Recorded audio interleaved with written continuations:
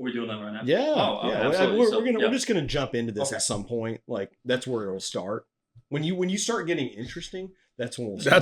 That's when really the light will come on. Yeah. So I actually, quick story to get to Atlanta. So I grew up in St. Louis, moved out to Phoenix for school, worked in hospitals, did psychosocial assessments, things like that. That job took me out to Georgia. Okay. So 3 hospitals that I oversaw what we were doing with adolescents and juveniles. Very, very unpleasant position, and I decided to get into law enforcement. At that time, it was Atlanta, it was St. Louis, or Phoenix, the 3 major cities I lived in. Okay. It's hot in Phoenix. It was hot in Phoenix, but it was great. Atlanta called first. So I went with the city of Atlanta and initially worked in our projects. So we've got an area of Atlanta called Zone 1. We had well over a dozen large projects, and it was an incredibly underserved community. It was a great place to work. Yeah. Went there, started working plainclothes, street-level narcotics, eventually moved myself into a DEA and HIDTA position. In the city of Dunwoody Incorporated was actually a time in Atlanta when we were all getting furloughed. We had missed all our pay steps, things like that. And all these top cities of Atlanta started breaking off and becoming their own cities and recruiting us from Atlanta and some of the other surrounding agencies, but mostly Atlanta. And I left for Dunwoody and moved right back into a HIDTA position. It wasn't until 2013 they brought me back over criminal investigations, and they started sitting tech in my lab. So how we wanted to cover Dunwoody, how we wanted to use cameras and technology to start addressing kind of some of the resources we lacked.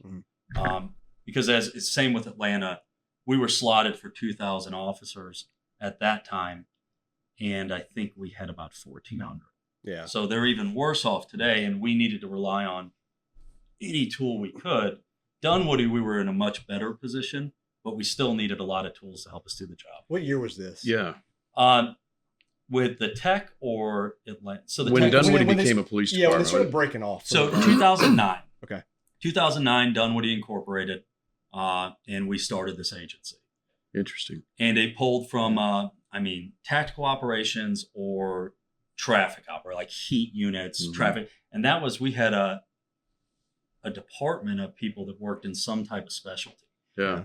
Which was really, we don't see that these days. It's so hard to hire in law enforcement, so hard to just keep the right personnel. But in 2009, we had a lot of people ready to work. Right. So it was, now we had to figure out what the problem was in Dunwoody and how we were going to use what we had to kind of be a solution. It reminds me of Elk Grove in that in 2006, they became a police department. And when I kind of go out, this is before I retired, when I would go out and talk about the real-time center with Elk Grove PD, I had to remind everybody, like, we didn't have 150 years worth of traditional law enforcement that we had to change in order to do things. You mean 150 years of bad habits? Yeah, right. So Absolutely. I'm wondering, like, has that played into the success of Dunwoody as a city, but also the success of Dunwoody as a PD as far as being innovative or progressive? Being able to start fresh gave us little to have to overcome. So in Atlanta, we had an enormous camera platform that, even though it was ineffective, we were well invested. Yeah. We had a VIC with thousands of cameras integrated. So to call an audible and change this to something we thought was more effective was a heaping idea that we were not going to be able to sell. So walking in and going, let's figure out what's working best, get ground up, and we're not in a hurry. Mm-hmm. So, and that started in 2013. Yeah. That started with our relationship with Bob Carter in 2013, and some of our goals and the vision that we're very close to are actually well beyond today than we thought we would have been. But this all started back then. Yeah, interesting. So as everyone listening to the podcast and watching this episode can tell, we're here in Dunwoody, Georgia, at the Dunwoody Police Department in their real-time crime center, and get to interview a person who has put this together. And well, I'll let you introduce yourself and they'll understand why it is Yeah. that we're interviewing. Especially your So, background, because you have a super interesting background to be in, Yeah. in a real-time crime center. Like you just got a Yeah. very broad spectrum. So Yeah, this was never my wheelhouse. So Yeah. currently, I'm a major with the Dunwoody Police Department. I started here as a detective or officer detective.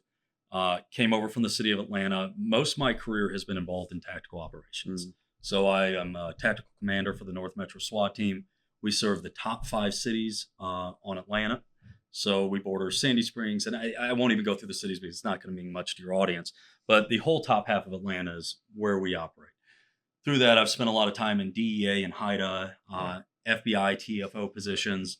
I wrote wiretaps for many years, so that was a facet that I kind of fell in, and then as a secondary tactical operations.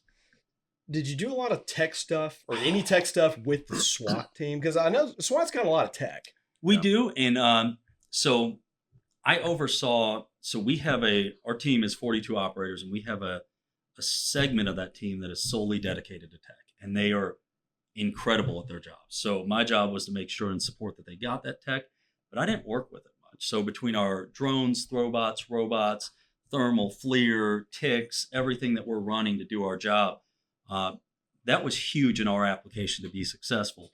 But I didn't even have a playbook to pull from when it came to how to enhance a city's security using tech. It was we were winging it. We were calling our partners and our neighbors that we found that were successful and trying to implement what was going well and try to avoid the pitfalls that they had found and kind of given us a heads up on. Yeah. It's so we're here in what used to be the roll call room, the briefing room, right? Mm-hmm. When did the concept come into place that you're going to repurpose a room that's used multiple times a day by most of the staff at the police department into a center that would be useful with technology, but also kind of still doubles as a roll call room? So how did that start, and how did it go for you? This room right here was kind of the end goal. So this is definitely not at all where we started. And what we knew with taking away the roll call room was it was used twice a day at most. And a lot of agencies work differently, but so much roll call is occurring on the road, mobile, via Zoom, and especially after 2020, how much we've watched a lot change. And we found this room was empty more than not. It was space that we could use. And we had a goal since 2018 to really get here. We started 2013 in laying down groundwork fiber for cameras, but not till 2018 did we start building, really adding LPRs in a strategic way, adding PTZs to follow and track those LPRs, putting in gunshot detection, getting our trailers where we need to, implementing Live 911 and now Flock OS 911. And once we had all these products, it was we needed a center in a room where we could work and pull all this in. We could have all our officers, not only our analysts, but our officers get to sit in a room and go, this is what's going on in the city I'm about to serve. Yeah. Let alone, I mean, these boards and everything can be used for training. We can pull in and tap into their body cameras or the incident that occurred last night or the missing person or what they need to. And everybody in the same room can collectively look at it and we can all make sure we're on the same mission. Yeah. So we didn't want to get rid of our roll call room, but we wanted to enhance it and enhance the information that they could pull in from a roll call. Yeah. So, one thing I want to touch on, because you've obviously got a vast background in being on the streets as well as in here. And the thing that I'm always interested in getting the perspective on is what do the street officers think about this kind of stuff? Like, because, back in Fort Worth, when we introduced technology, especially license plate reader cameras throughout the city, it was a shock to the system, right? It changed the way that they did investigations, changed the way that they proactively policed. I'm assuming they're doing that a lot here now. Without a doubt. Yeah. So, walk us through that. Like, what's their reaction? How are they using it out in the field? At this point, we have many of our and we'll call them power users because that's just the token term at this point. But we'll have them come to us and tell us what we can do better from this room. We'll have them. They'll show us functionality or ways that they are using these tools that we hadn't even thought of. And it, like I'm sure the both of you dealt with, we've got generations of law enforcement Yeah. working here, and I'm nearing kind of the older generation now, and So is Dalton. yeah, says the guy with the long white beard. we've all got here a lot quicker than we thought. But my younger officers are incredible with technology. Yeah. And expect it. Yeah. They absolutely Right. do. It's They completely expect it. normal to them. Yeah. They expect zero latency. They expect it to work as it's supposed to. Mhm. The harder sell was my officers that, like us, we drew accidents with a stencil. Yeah. And I I still got mine somewhere. I'm sure mine's Yeah. sitting in a desk.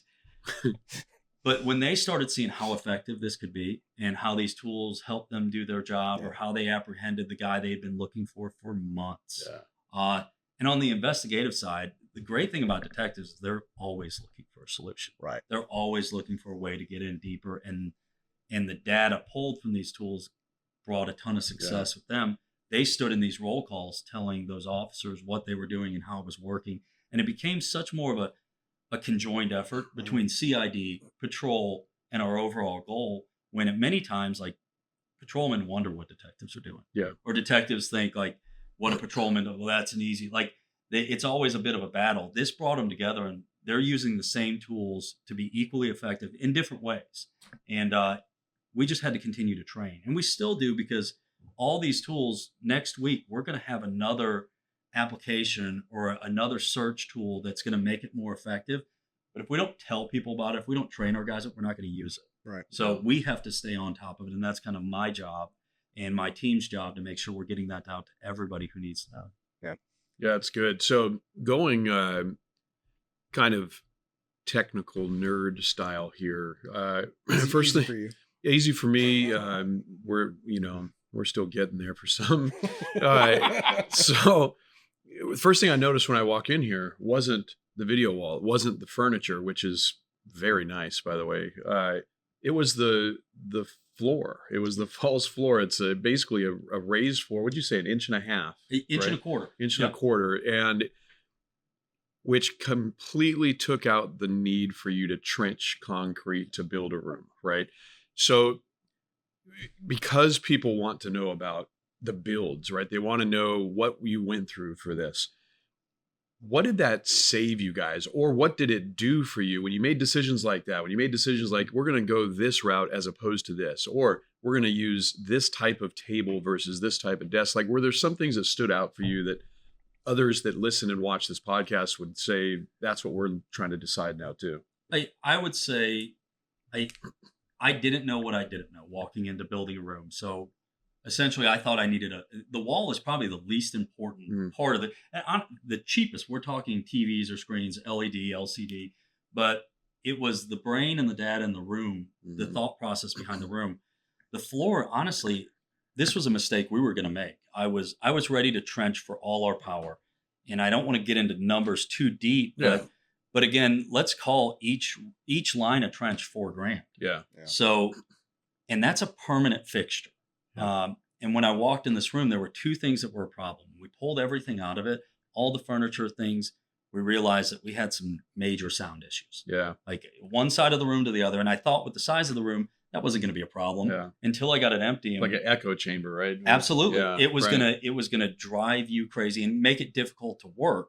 So I knew I needed to add carpet and some sound deadening properties to the walls. With that, the raised floor brought in carpet, it brought in sound deadening, and it allowed me to run wire, cable, and data without having to trench and retrench. Now, it cost more than my original trenches. Throughout my build, we had 4 rewrites, which would have caused me to come back in, pull up floor, and retrench. It already surpassed what I paid for my flooring. Yeah. So before we were even done with the job, it was a win. Yeah. And if we continue to add, being able to work, and it's 1.25 inches, so you barely notice walking in the room, but it gives us all the room we need to pull data, pull power, and grow the room or rearrange the room.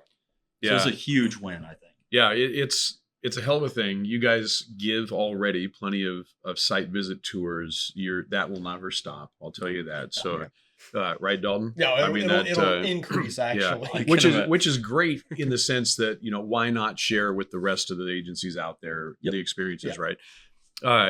But what are some of the constraints that you've had to deal with building this room, right?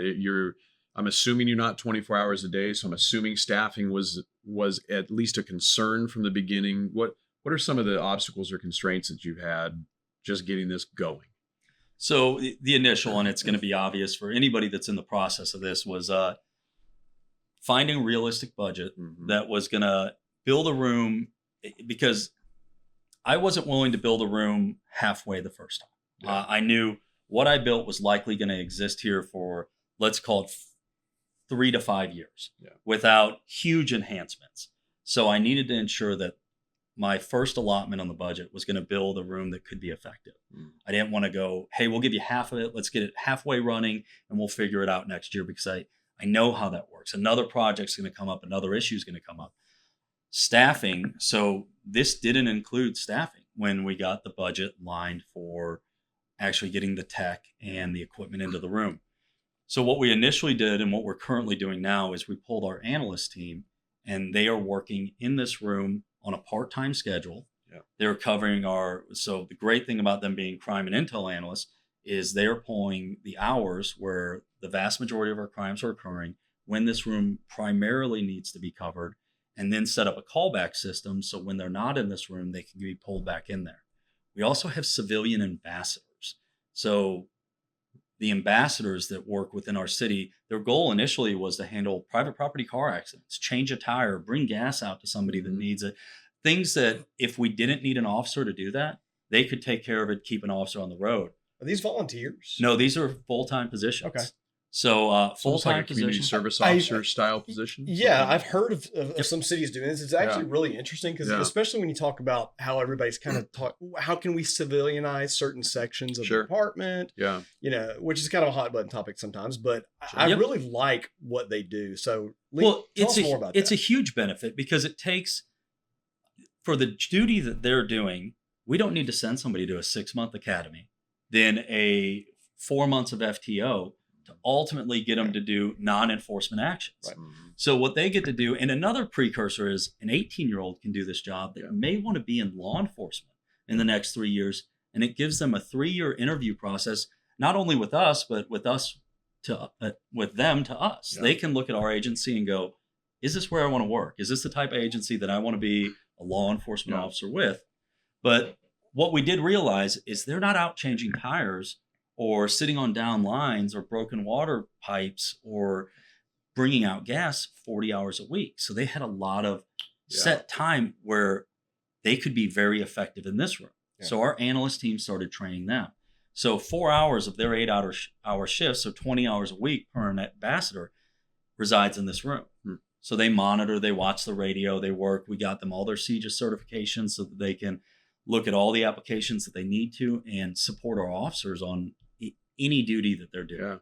Yeah. The last thing, and we have not picked this up yet, was we have a strong, especially in the city of Dunwoody, volunteer source. So all our bailiff systems and our citizens on patrol, which is a similar system to that, ambassadors, they're all volunteer. And some are retired law enforcement. Some are just retired from the private sector, and they're not ready to fully retire. And they want to be a part of something that may make a difference. We are looking to start scheduling that into this room too, at a different capacity. Sure. And with the way our tool's built and with our products and logins, we can limit or completely open up whatever process they're involved with. Yeah. Did you find that they're enjoying that function more, being out there? Depends on the ambassador. Like some of them want to be other. The younger one's like, oh, this is really fun. I like absolutely. This. It's like playing a video game. We've got one that he's in his late 60s. He was a software engineer. Yeah. So he walks in this room. He eats it up. And he eats it up. And not only does he do that, he tells us things that, hey, I believe this would better your agency if this operated this way. And we funnel those ideas to all our partners with Flock, and many have been implemented. Yeah. So it helps. It just depends on the ambassador. Now, my goal for 2026, since the room is built, is 2026 is our year of really addressing staffing. Okay. And we won't staff this 24 hours a day, but I would like to see it staffed 16 hours a day. Okay. And then work off a callback system from there. And if we ever justify where we would really need it around the clock, which likely in the city of Dunwoody we will not, Yeah. But I think 16 hours a day, we could enhance our success. You gonna go sworn, civilian, or hybrid? Likely hybrid. So my manager of this room is our lead analyst, and she is a civilian and phenomenal with all the tools that we run. My supervisor for the room is a sworn lieutenant, and I'll probably keep it in that way, unless we see any reason to change it.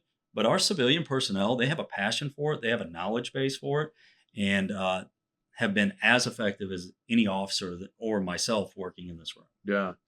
So we know that you're getting DFR program, Toronto's First Responder Program, literally today, being installed right now as we're doing this podcast. So what led to your agency deciding we want to include this new solution into your toolbox? Hang on, first, walk us through what DFR is, because I imagine there's probably people listening to this saying, what is DFR exactly? Like, so we had to kind of redefine DFR for our agency, and we thought we were doing it. So in and I could get this year wrong, but I believe 2016 we got our first COA for really running a drone as first responder, and our goal essentially in that was very limited. It was, we had a couple pilots, they went through all then it was a full flight ground school. To be able to put this drone, work with our towers. We have an airport right next to our city, make the call to the FAA and get those drones up. And our goal really was missing person. We've got a large elderly community. And so quality of life use. Without a doubt. We never really thought it was going to run grid searches, answer calls, but we were going to put it on use cases. We had the Super Bowl in Atlanta. We ran tethered drones that ran as our Overwatch for SWAT applications. But the goal was to always get to the point where one point we thought this would be a pilot and observers, but a full-time staff that we could look at our CAD and dispatch these drones to calls in a manner to either get our response more strategic and effective. So if that's an overturned tractor trailer on 285, I know it's going to take my closest officer to be on the highway 3 to 6 minutes. If I can get a drone there in 15 to 30 seconds, and I can see that overpass is blocked, and I can let my fire personnel know you need to come in from this route, and EMS to get them to the people as quickly as possible and get my officers. That was the goal. Looking at Aerodome and where we wanted to go with that was, this was the first tool we finally got to see the reality of running autonomous flight to work with our CAD, and we had to build use cases. So again, when we first thought of that tool, it was just going to be used for critical incidents. You have everybody thinks active shooter, your bank robbery, your officer involved shooting. Like, of course you're going to put a drone up. We'd put a bird up in Atlanta. When we realized that this would be accessible 24 hours a day, 365, with minimal downtime, and all we had to do was get every supervisor in our agency their Part 107, which we did. And they would have the ability to launch, and it would integrate with CAD. We started looking at our CAD differently. We started, I had my supervisors, my analysts go, okay, that call on the CAD, would I send a drone? If yes, or if no, why wouldn't I? Like, what could it do more effective? On this call, which I would have never considered, would a 15 to 30 second response provide intel that would benefit the officer? And we'd read through use cases. I mean, everybody's got Chula Vista, and you look at clearing calls without even having to have an officer respond. And there's a huge benefit to that, but that wasn't the goal. The goal was to get us there more effectively and be able to have more of a meaningful response through getting a tool out there that quick. And so now every call we look at, we have a hard time justifying, like, why wouldn't we send that? If it can be there that quick, why wouldn't that be there too? And that's going to be the vast majority of our calls with this. Do you anticipate actually shaving even more time off of that with going directly to the 911 call instead of waiting on it to get in CAD? Without a doubt. So, and we're already running into that. We were, and I don't want to talk products all day long, but we were running live 911, and that was the goal with live 911. We wanted to get our officers on scene before it even touched a dispatcher, when it was still in the call taker. And if you've ever worked with that tool, it didn't quite work as advertised. And now we started running Flock OS 911. So now they're getting alerts. Yeah. My officers are listening to the call. They're in the geolocation. They're already en route. So not only is an officer getting out there, but my analyst who's hearing this can already start what our goal is, the drone that's going up today, to that scene to make sure that we have as many assets out there till we confirm or dispel. We might get out there and go, we can stop every other unit, or we're going to realize we need more personnel or assets to remedy whatever situation. So you're already doing what Jamie and I have talked about, and several others, about what the future of law enforcement looks like, getting buy-in from the street officers to proactively listen to those calls. But the one thing that we foresaw or foresee as being the rub here is dispatch themselves.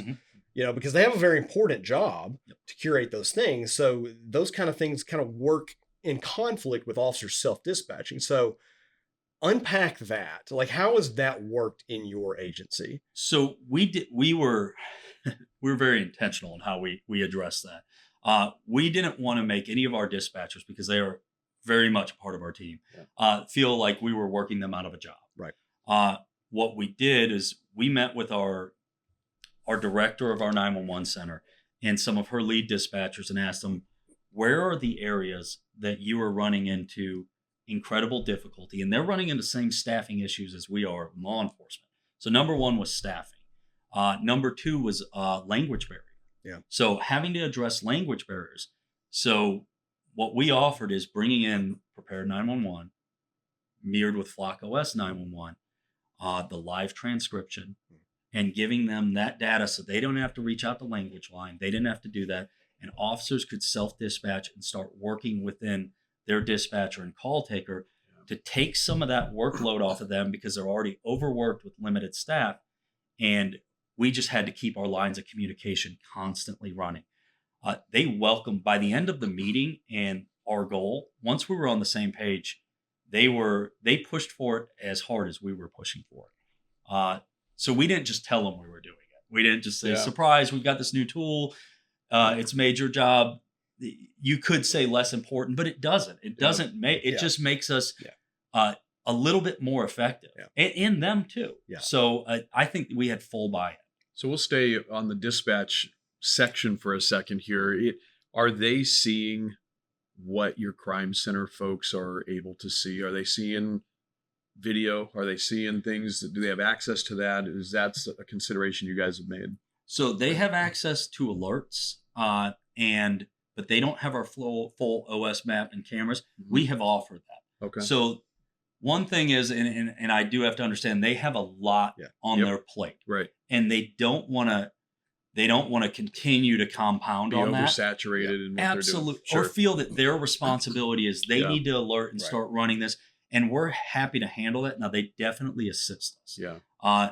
If at any point they want to open that door and start training, we're going to welcome it. Yeah, that's a good approach, right? It's like each crime center, each dispatch center is very unique to the city, the agency, the complexities of the community, and so that's a good route to take on that, right? What where do you see this in 2-3 years? Tool wise, I think, and I understand, like, tools are going to get enhanced, and there's going to be a better mousetrap. Yeah, the new hotness is going to come out, right? It's going to be there. But when it really comes to tools, I don't feel that we're lacking, nor do we desperately need somebody to come out with a new solution. What I would like to see is more integration. Yeah. These tools working amongst each other for the same common goal. Like the vision we all have of the 911 call comes into the call taker. That call taker speaking Vietnamese.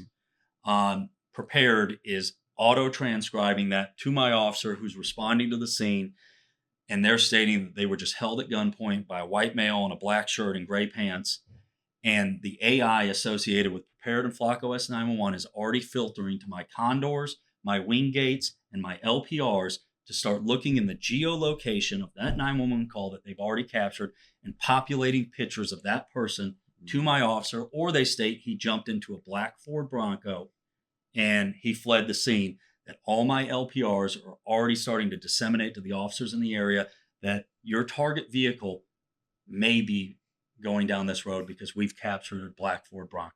So integration with the tools that we have in place to make us incredibly more effective, while Aerodome or our drone system is overhead starting to get involved in that fight. Yeah. Did you write all that down? Yeah, I've got it. You got it. Yeah. I guess It'll be we gone can in always 13 play this back seconds. and But yeah, watch. I've got it. That's yeah. my goal. No, that's good. We'll come back and grill you on the goal 2 years from now just to see if you've made it. But no, it's and when it comes to, I'm going to go back to the scenario that you gave with the accident on the freeway and an overpass blocked and being able to get the fire service that information. It's those types of scenarios that really start to open up the concept of multidisciplinary involvement in a center like this, right? Where maybe the fire service can contribute either a body or money or both to the project, right? Mm-hmm. Or emergency management can do the same. And so that's just interesting to me, right? Being able to give them intelligence, not just crime. Yeah. It's quality of life, it's response for public safety, it's emergency management. Well, we had a use case just a couple of weeks ago. So Hurricane Helene came through Atlanta, and we dealt with 48 hours of straight rain in at one point over 16 inches of water saturation. And in an area like Atlanta, if you're not familiar, it's very green. We've got a huge tree canopy, and everything begins to fall. Mm-hmm. This room was built for crime. Yeah. And what we found is in those days and those nights, we had EMA set up here. We had our watershed team set up in here. We had our roads and drainage team. We were able, with officer body cam, condors, in-car cameras, to locate and identify downed trees in completely dark streets. We would see cameras drop off maps and go, a tree's down. So then we get somebody over there, we get body cam footage.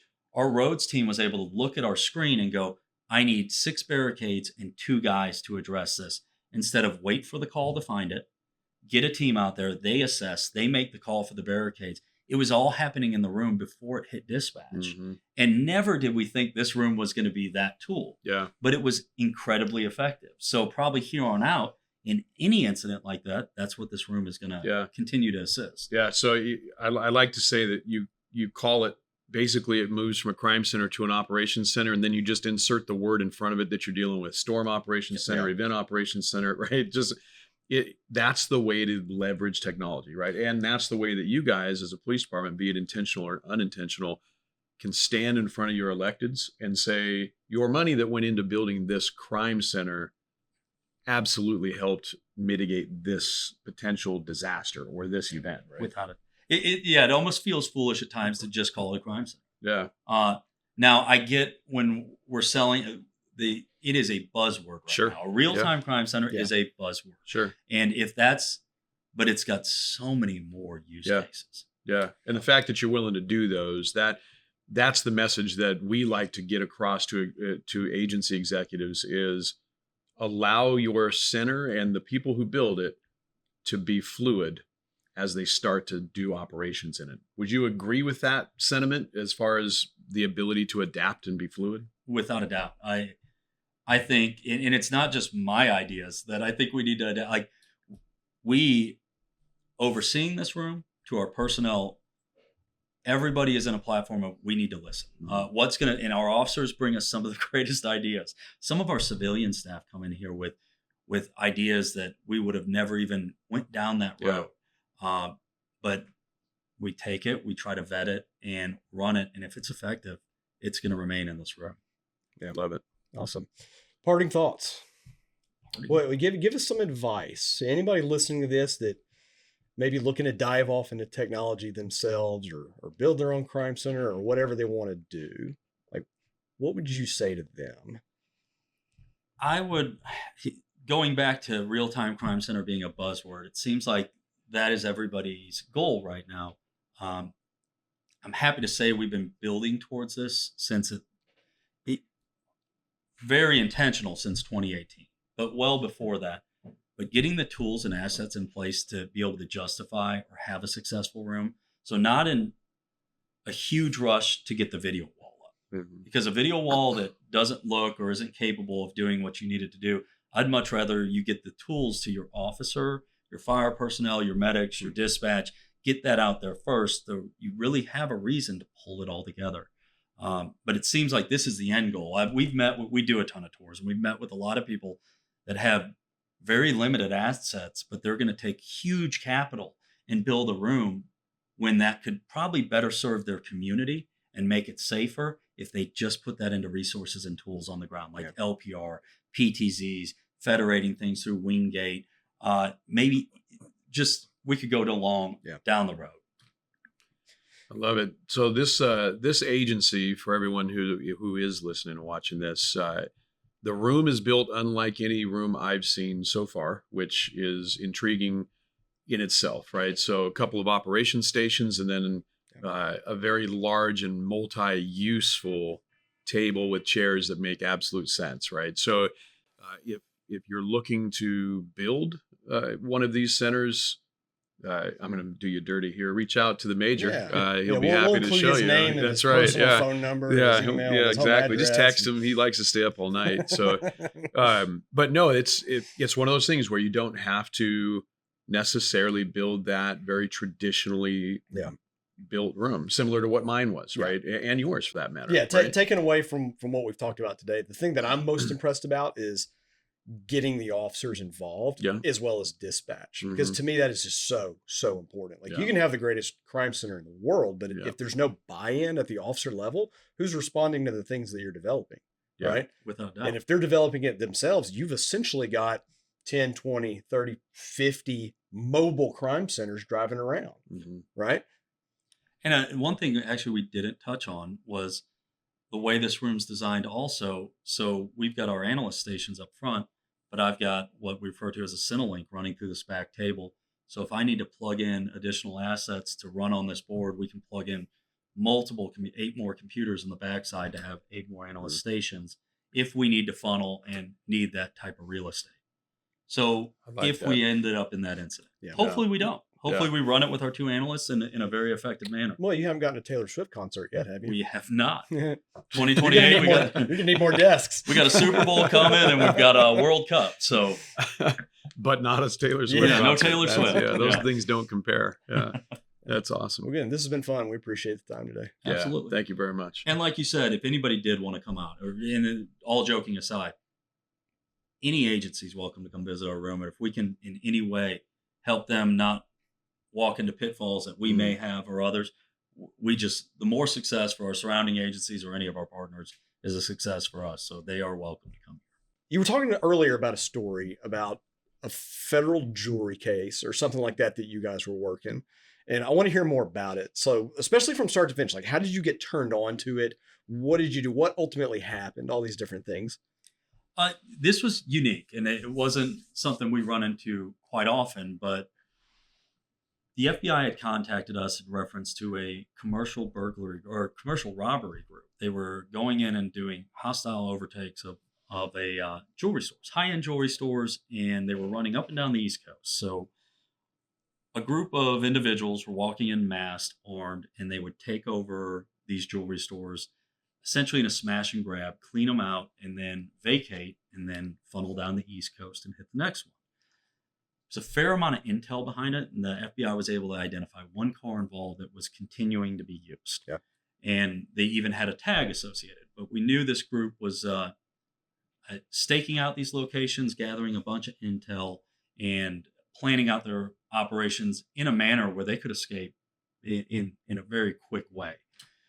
When the FBI reached out to us, they had realized that there was a jewelry store in Dunwoody that they believed was being targeted. They were up on some other forms of investigative tools that we can't get really deep into, but they had identified that this was a known location and they expected a date and time for this to occur. They brought us in on it at this time. So again, I oversee the North Metro SWAT team. We're a very large tactical team in Metro Atlanta. We knew that these were going to be armed offenders, and we were going to be involved in that aspect, but we also needed our investigative team to be involved. One of my detectives received the call from FBI. We met with them. We met with their TAC team, and my detective and analyst started looking at the known vehicle. They wanted to see how many times did it enter our city? Did it go in the area in or about this jewelry store? And they started looking at some other tools that we had associated, and they started looking at caravanning. Yeah. And they located not one but two additional vehicles. That So, hey, wait, what is caravanning? What are you referring to? they looked at that this target vehicle had passed our LPRs, Yep. but every time it passed that LPR, there was an additional vehicle and actually another one that Yep. was always in the same visit Always consistently. to identify that these parties were working in unison. Yeah. And it wasn't a one-time occurrence because, of course, that's not caravanning. Every vehicle is with you one time, but it was multiple occurrences of these vehicles with it.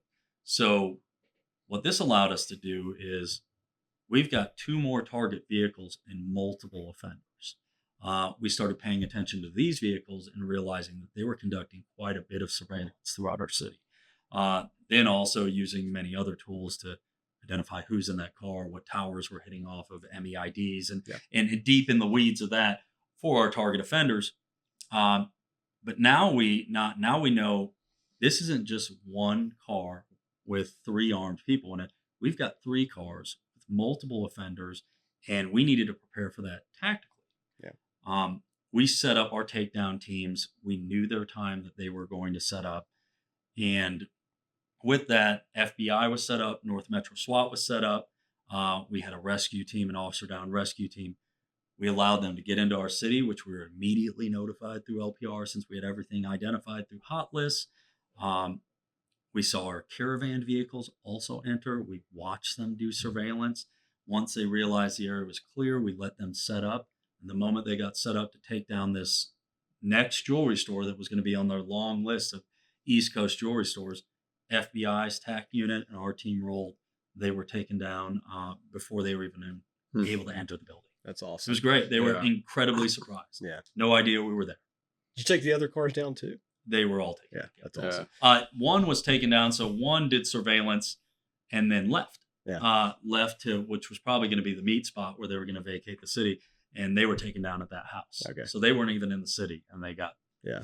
Yeah. I mean, it's such a great example of old school police work with technology. Yeah, right. You know. Yeah, and you think about that, and if you think about before that technology existed, that would have taken guys on the street, right? Hours and hours and hours, if not days and weeks of surveillance and luck, oftentimes. A right? lot of luck. Like we would have from DEA days and the amount of surveillance and air wings and flights and what we did it was very unlikely we'd identify 2 caravanning vehicles associated to an event because you're so zoned in on your target, and you have to address every heat check and thing that individual's doing to be able to focus and capture these other known offenders or unknown offenders at the time. That was huge. Yeah. And that was the first use case when we went, like, this is a powerful tool to us. Huh. That's a good story. Yeah, it's a good story. I like that. Yeah. Do it again. Yeah. The thing I wanted to ask though is, did you at least confirm that the caravanning vehicles were not FBI surveillance? Oh, absolutely. Yes. Yes, sir. Yeah. Which would have been a huge surprise at one point. No. That's funny. That one won't make the reel. Yeah. Or maybe it will. Maybe it will. Who knows?